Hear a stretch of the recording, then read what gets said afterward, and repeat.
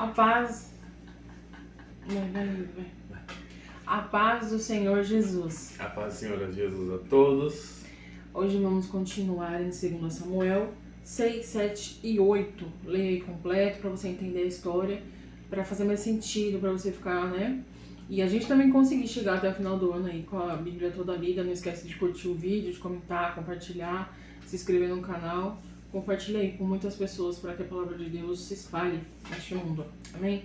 Vamos orar? Sim, Deus meu Senhor, Pai, Deus, te meu Pai, agradecemos obrigado, mais Deus, uma por vez nós poder estar estarmos aqui, meditando Senhor, na tua esteja palavra, conosco, Pai, Senhor. neste momento, Segure Pai. em nossas mãos, Senhor, Nos nos dá ajude sabedoria, para que entendimento todos para a os nossa dias a gente mente, venha nosso andar sobre a coração, tua nossos palavra, ouvidos. Pai, em nome de Repreenda Jesus. todo impedimento que o Senhor Amém. vem estar no meio de nós, em nome de Jesus. Amém. Gente, esse texto está tão lindo, né? Eu tava aqui comentando com o Lucas que é tantos pensamentos, tantas sensações, mas que eu nem sei se eu consigo colocar em palavras. Mas esses textos falam sobre a arca, né? A arca que ela volta ali para Jerusalém. Quase da primeira vez, mas depois ela volta de fato, né? A arca essa que estava sumida desde Saul, né? De quando foi roubada. Isso, que os filisteus roubaram, né? Mas aí Deus feriu eles ali e ficou com na metade do caminho. Ficou com quem? Eu não lembro. Era Abinadab mesmo? Era o pai de Uzá, né? Abinadab. É. E aí ele ficou fora de Jerusalém, essa arca, durante um bom tempo. E aí o 6 diz assim: Davi reuniu novamente todos os melhores guerreiros de Israel, tinha 30.000 ao todo. Partiu com eles para Baalá de Judá, a fim de buscar a arca de Deus, junto ao qual era invocado o nome do Senhor dos Exércitos, que está entronizado entre os querubins. Puseram a arca de Deus num carro novo e o levaram da casa de Abinadab, que ficava num monte. Saindo da casa, Uzá e Aió, filhos de Abinadab, guiavam a carroça nova que transportava a arca de Deus. Aió, o chapeuzinho Aió estava à frente da arca. Davi e todo o povo de Israel celebravam diante do Senhor, entoando cânticos e tocando todo tipo de instrumentos musicais, liras, harpas, tamborins, chocalhos e símbolos. Quando chegaram à ilha de Nacon, os bois tropeçaram, e Uzá estendeu a mão e segurou a arca. A ira do Senhor se acendeu contra Uzá, e Deus o feriu por causa disso, e ele morreu ali mesmo, ao lado da arca de Deus. Davi ficou indignado, porque a ira do Senhor irrompeu contra Uzá, e chamou aquele lugar de Pérez Uzá, como é conhecido até hoje. Davi teve medo do Senhor e perguntou: como poderei levar a arca do Senhor? Então resolveu não transferir mais a arca do Senhor para a cidade de Davi. Em vez disso, levou para a casa de Obed-edom, na cidade de Gate. A arca do Senhor ficou na casa de Obed-edom em Gate por 3 meses, e o Senhor abençoou Obed-edom e toda a sua família. Disseram ao rei Davi: o Senhor tem abençoado a família de Obed-edom e tudo que ele possui por causa da arca de Deus. Então Davi foi até lá e com grande festa levou a arca de Deus da casa de Obed-edom para a cidade de Davi. Quando os homens que carregavam a arca do Senhor davam 6 passos, Davi sacrificava um boi e um novilho gordo. Davi usava um colete sacerdotal de linho e dançava diante do Senhor com todas as suas forças.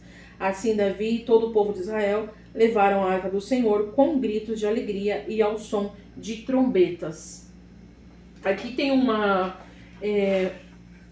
para começar, Davi, ele sempre tem uma vontade maior de sempre servir a Deus, né? Isso dá o melhor. E a presença de Deus para ele é muito importante, né? Porque aqui fala no começo que ele foi até lá a fim de buscar a arca de Deus. E mais para baixo, fala que eles estavam ali alegres, né? Tocando símbolos e tal, Sim. E os instrumentos, mas aconteceu isso de Uzá tocar na arca quando os bois tropeçaram. Isso me leva a entender que não há ninguém santo como Deus é santo. E que não podiam tocar na arca, né? Como você tinha me dito, tinha os varões que eles tinham que segurar ali. Desde o começo era assim. Desde a instrução para Moisés. Lá eles tinham que transportar a arca segurando ali, né? Aqui e tal. Então, eles não tinham... como que eu posso dizer? Nós não temos, né? Me ajuda. A condição de A tocar condição- na presença de Deus? A condição de como você tinha dito, ele estava tocando em Deus de fato ali. Literalmente. E Quem Deus só ele podia santo. tocar na arca era o sacerdote, né? No caso, eles eram levitas, né? Filhos do sacerdote. Então, eles não... E Deus ele é santo, né? E através disso, eu acredito que Davi ele temeu mais ainda o Senhor depois disso que aconteceu. Porque aqui diz que ele teve medo, né? E aí ele até desistiu de levar. Sim. Mas depois, quando ele ouviu dizer que Obed-Edom estava sendo abençoado, ele quis trazer para Jerusalém. Mas porque ele já era o plano dele inicial. Só que, como Deus disse a Moisés, né? Tira a sandália dos seus pés, pois o lugar que você pisa é santo. Davi aprendeu e falou, não, a gente vai trazer, mas quando vocês darem 6 passos, eu vou sacrificar. Sim. Então isso é muito profundo, porque Davi ele entendeu ali a grandeza de Deus. Tanto que no Salmos 24, ele diz isso. Ele diz, a terra e tudo que nela há são do Senhor. O mundo e todos os seus habitantes lhe pertencem, pois sobre os mares ele edificou os alicerces da terra e sobre as profundezas do oceano se estabeleceu. E aqui ele diz no 3, quem pode subir o monte do Senhor? Quem é que tem essa capacidade, essa santidade? É que também é uma referência lá de Moisés, quando o Deus manda o povo se santificar, e depois o povo olha pra cima e fala, não vamos, porque a gente não tem condição. Eles sabiam, né, que eles não tinham condição de estar na presença de Deus. E eles mandam Moisés ir no Sim. lugar, né? E de tantos milhares, uma única pessoa era a única que tinha condição de estar lá, né? Quem pode permanecer em seu santo lugar? Né? De tão santo. Sim. Eu acho que é Isaías que fala, né, dos anjos que viviam prostrados. Sim. E tem uma música que diz, né, o que é que os anjos veem que os fazem se prostrar? O que é que os anjos veem que os fazem cantar santo? Isso é muito forte. Eu não consigo não sei, sabe, explicar. Porque a santidade de Deus é grande, é tremenda, é temível. Ela é temível, ela é estrondosa. Né? Muita gente coloca Deus assim numa caixinha, ou muito amor, Deus ele é amor, ele é bondoso, ele é maravilhoso. Mas a presença dele é impactante, ele é santo, ele é poderoso. E aqui ele diz, né, somente os que têm as mãos puras e o coração limpo, que não se entregam aos ídolos e não juram em falso. Essas pessoas é que podem permanecer em seu lugar santo. Eles receberão a bênção do Senhor e a justiça do Deus e sua salvação. São esses os que te buscam e adoram em tua presença, ó Deus de Jacó. Eu acredito, Lucas, que é aqueles que nunca se desviaram. Que por nada adoraram outros deuses. Sim. Não estou falando que não pecaram. Sim, entendi. Mas assim como Davi. Davi ele teve seus erros, mas ele nunca prestou culto a outros deuses. Ele nunca levantou altares a outros deuses. Nunca permitiu que fizessem também. Então essas são as pessoas que conseguem acessar a Deus. Sim. De alguma forma. Não, e ele busca se colocar na posição, né? Porque aqui tá falando que ele vestia a estola sacerdotal. Estola sacerdotal? A estola sacerdotal. Então ele se colocou ali na posição do sacerdote. Do sacerdote, não. Do sacerdote. Do sacerdote? Sim. É, né? O outro é profeta, né? Isso. Ele se colocou na posição de sacerdote, né? Então, pra conseguir levar essa responsabilidade. Porque mesmo que em meio às nossas dificuldades, aos nossos problemas, mas aquele que permanece fiel a Deus, que não deixa o seu coração se inclinar, é aquele que consegue acessar.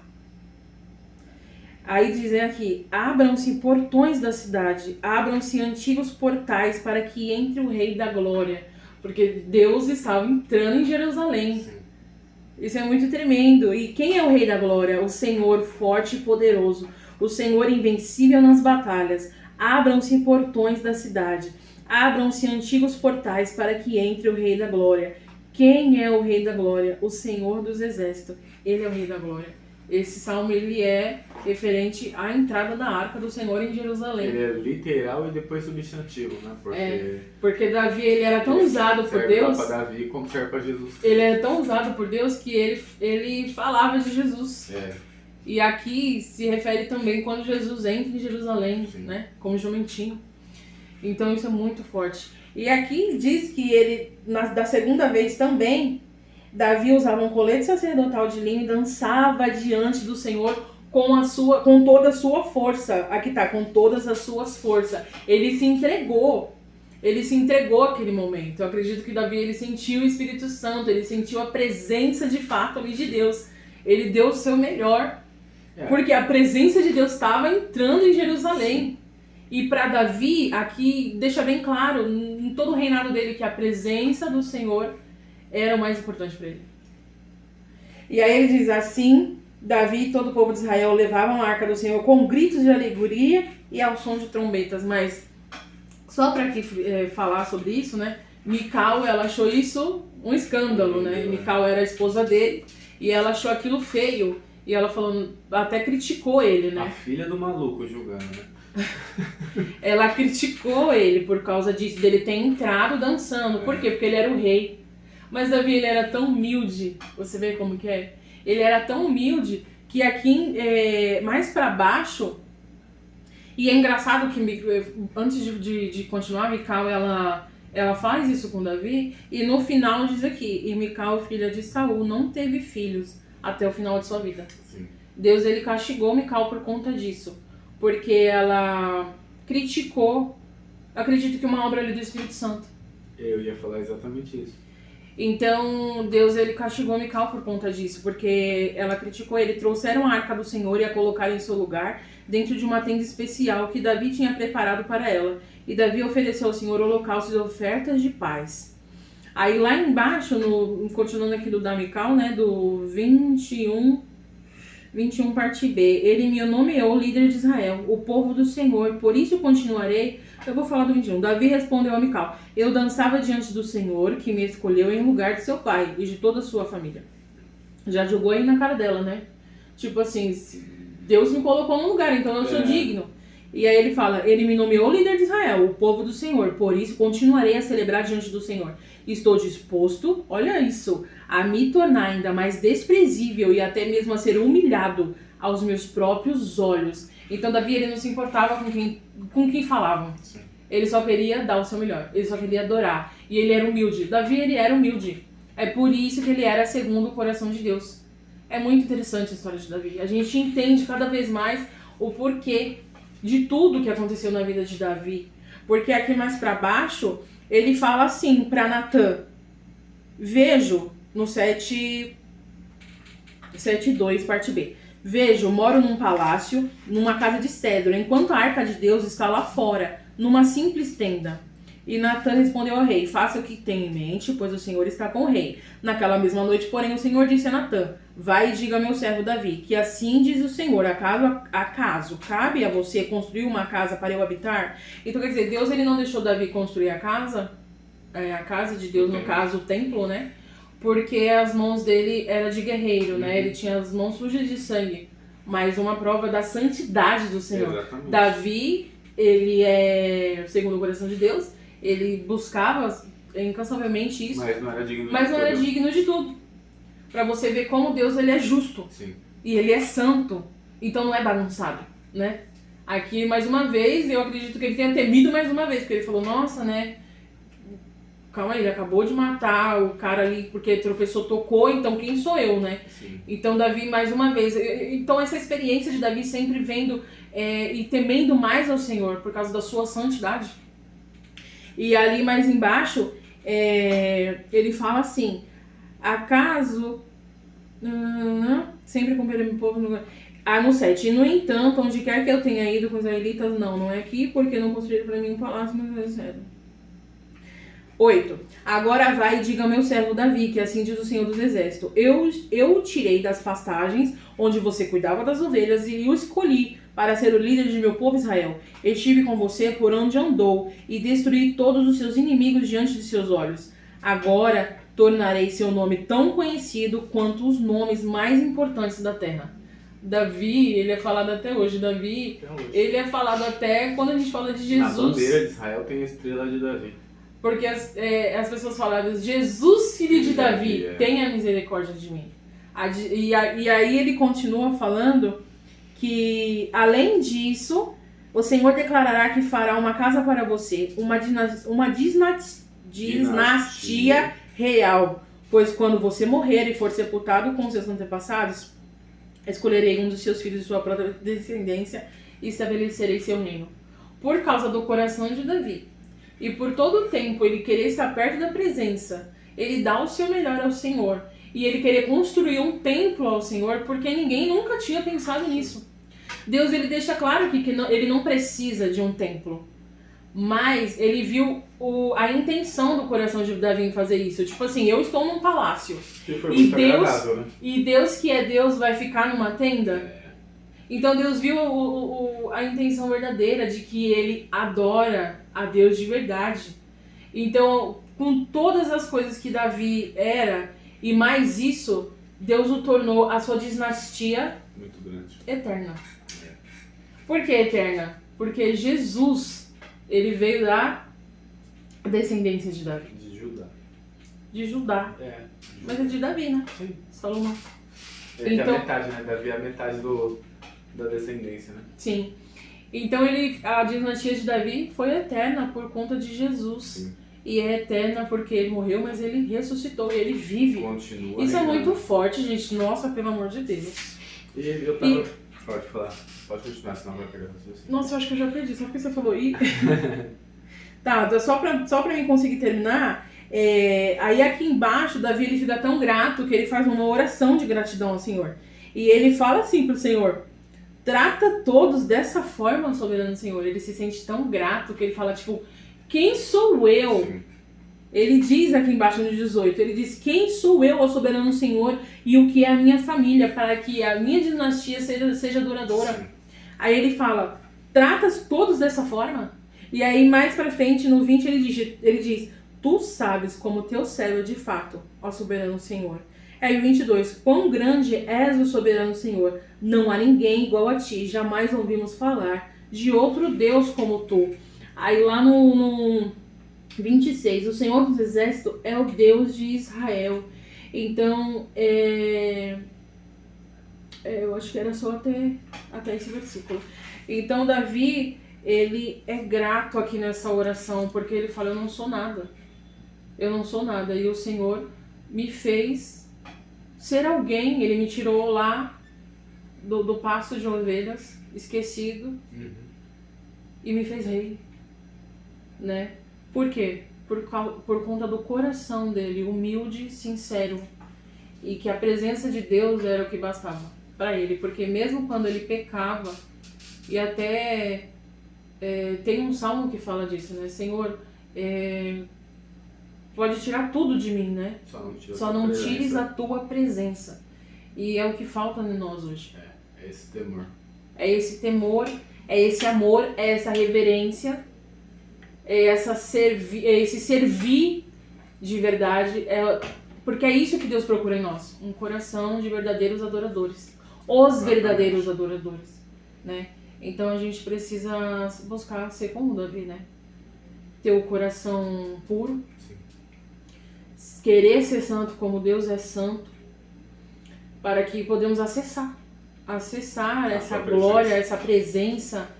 E eu acho que é isso. É isso. Você quer falar? Não. Você queria falar sim. Não, fala. Era só um comentário sobre ele trazer a arca, de como ele foi buscar, de como ele trouxe. Não, nada. Claro que é, fala. Nada interessante, não. Fala. Era só ia falar que ele foi carnudo e voltou espiritual, né?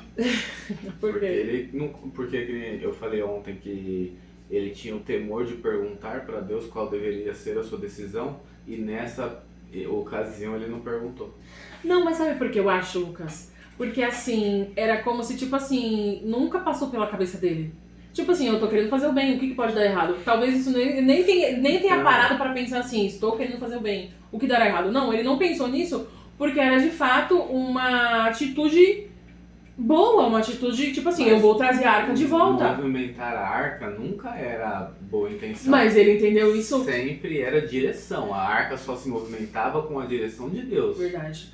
Mas ela foi roubada. Então, ela foi roubada, mas ela foi devolvida pro sacerdote. Tá. Ela não estava no qualquer lugar, ela estava com o sacerdote. Sim, mas ela foi roubada de lá. Ela tinha que voltar de onde ela saiu. Então, mas se ela estava já na casa do sacerdote, ele tinha que perguntar para Deus se poderia movimentar ela do sacerdote para a cidade de Davi. Não, eu acho que ele só entendeu isso depois. Então, ele só entendeu depois. Eu acho que se eu e você ele... estivesse no lugar dele, faria a mesma coisa. Ah, não sei.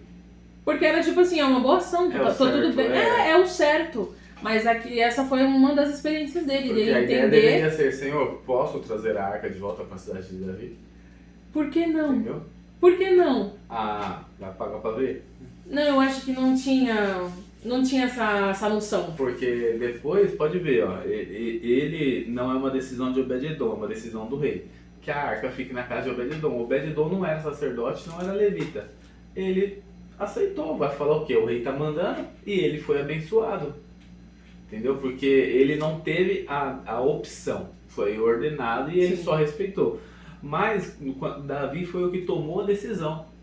Então ele não consultou a decisão, né? Eu acho que isso... Da segunda vez ele não consultou também. Não, mas da segunda vez ele já também não é retardado, né? Ele sabe que estava tudo errado. Acho que ele botou a mão na consciência e ele falou assim, poxa, tá errado. Não era pra gerir a arca desse jeito. Foi ali que ele percebeu que não era de qualquer jeito. Não era de qualquer jeito. Não era de qualquer jeito. E é assim hoje ainda. Continua do mesmo jeito. Sim. Não é de qualquer jeito que a gente tem que entrar na presença de Deus, que a gente tem que o adorar. Porque hoje a arca, o templo, somos nós. E ali talvez fosse uma concupiscência da carne. Iria agradar a vontade dele trazer a arca de volta. Porque eu tô pensando, eu tô com a seguinte linha de raciocínio. Se a arca já estava no sacerdote, que fazia parte do povo de Israel, ok, ela já está ali, ela já é de Israel de volta. Aí agradaria a consciência dele, a concupiscência da carne dele, de trazer assim por capricho, falar eu vou voltar a arca para cá, porque essa é a cidade principal e ela deve estar aqui. Será? Será que não era porque ele queria estar mais perto de Deus? Então, só aí, agora valeu o seguinte, ele tentou, vamos colocar assim, ele tentou se satisfazer em trazer a arca para casa de volta, tipo assim, aqui é a cidade principal, ela deve ficar aqui, é o que eu acho. Deu errado. Quando ele volta para pegar a arca da casa de Obed-edom, ele já vem sacrificando, ele já vem tipo numa posição diferente, com a estola sacerdotal e tudo. Então, talvez a intenção dele também não fosse, porque ó, se você avaliar, é que dá um contexto muito grande, mas se você avaliar, os bois tropeçaram na eira. A eira não é um lugar que tem buraco. Aqui é a plantação, aqui tem a beira. A eira é tipo a beira da plantação que é lisa, onde o pessoal bate o trigo, que é para tirar o que é lixo e o que não é e separar. Então, ali não é lugar de boi tropeçar. E boi tem 4 patas. Difícil um boi tropeçar. Isso foi intencional. Isso foi intencional de Deus. Sim, mas para ensinar que não é de qualquer jeito. Exatamente. Mas eu não acho que só que se ele tivesse consultado antes, sim, ele ia receber com a instrução e não ia ser de qualquer jeito. Com certeza, mas eu acho que isso não passou pela cabeça dele porque parecia ser o certo. Mas eu não acho que foi capricho, porque senão Deus logo em seguida, ele dá dinastia duradoura para ele. Deus, ele sabia do coração de Davi. Não era por capricho. Não era. Talvez fosse para se satisfazer da presença, de eu quero estar perto de Deus. Mas não um capricho. Não, tipo de ser padrão, né? Tem que, o padrão é esse, então tem que voltar a ser padrão. Tipo, nada tipo assim, tem que estar aqui porque eu estou aqui, eu sou o rei. Não, mas tipo não, assim... eu acho que era mais questão de presença mesmo. Eu sinto isso. Mas a presença de Deus já estava com ele, Eu Deus sei, era com ele. eu Ele sei, precisava mas... da arca do lado dele. Precisava. Naquele tempo, eles precisavam disso. Não precisava, Bruno, não precisava. A palavra, o profeta foi bem claro, falou assim, quando ele fala assim, tudo que você fizer, Deus está com você. Não, e aí não logo sei, aí o Senhor já corrige, fala, opa, peraí, eu tô com ele, mas não vai ser de qualquer jeito que ele vai construir o templo, porque ele tem a mão suja de sangue. Sim, eu Então, sei. Deus respondia a ele em todas as consultas que ele fazia. Eu sei, mas naquele tempo a arca era Deus, era muito importante. Era muito importante, por mais que Deus falasse o tempo todo com eles. Mas o ponto que me chama a atenção é que ela já estava em Israel. Se ela estava no sul ou se ela estava no norte, não importa. Ela já estava em Israel, aos cuidados de um sacerdote que tinha toda a instrução para fazer, entendeu? Mas lá se foi uns boi porque Davi não consultou a Deus. Não, você tá certo, mas eu não acho que foi capricho, não.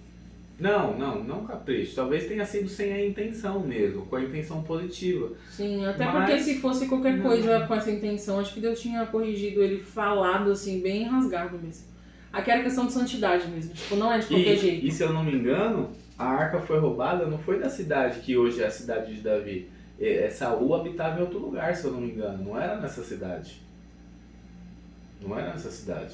É verdade. Era em Hebron, se eu não me engano. E aqui Davi está na cidade dos Jebuseus, que depois que ele virou rei, assumiu, aí ele foi... A arca foi roubada... da cidade de onde Saul habitava. Não era na época de Samuel, com Eli, que ele morreu depois que soube da arca? Foi. Não era de Saul, ele... De Hebron. Mas não era de Saul. Saul, ele se encontrou com Samuel, então ele veio de longe. No meio do caminho, é verdade. Foi da cidade de Samuel. Mas enfim, eu acho que tem coisas que a gente talvez não vai encontrar respostas, até porque só deu o som do coração para saber, né, a realidade. Mas eu acho que Deus não faria toda essa grandeza com Davi se fosse... De qualquer jeito, se fosse para ser satisfação da carne. Né? Eu não acho que foi coisa da carne, não. Acho que era questão de querer estar mais perto mesmo, de qualquer maneira. Isso pra ele era muito importante. Dá pra você perceber na sua história, nos Salmos de Davi e tudo. Então acho que é isso, né? A gente tem que entender que não é de qualquer jeito a presença de Deus, porque nós hoje somos o templo, nós somos a habitação de Deus. Exatamente. Né? E se você estiver de qualquer jeito, Deus ele não vai habitar, né? Sim. Ele pode até falar, passar perto, mas andar do lado a gente precisa se limpar nossas vestes, prestar atenção no que a gente está vendo, tocando, pensando, fazendo, agindo, tentar ser santo como Deus é santo, né? E pedir para Deus nos limpar todos os dias para que Ele habite em nós todos os santos dias. Acho que é isso. É isso. Amém? Vamos orar? Vamos orar. Senhor, meu Deus, meu Pai, te agradecemos por esse devocional. Senhor, nos dá sabedoria todos os dias. A entender que a tua presença, Pai, é mais importante do que qualquer outra coisa. Todos os dias das nossas nos limpa, vidas, Senhor, para estar conosco todos os dias. Em nome de Jesus. Amém. Tchau.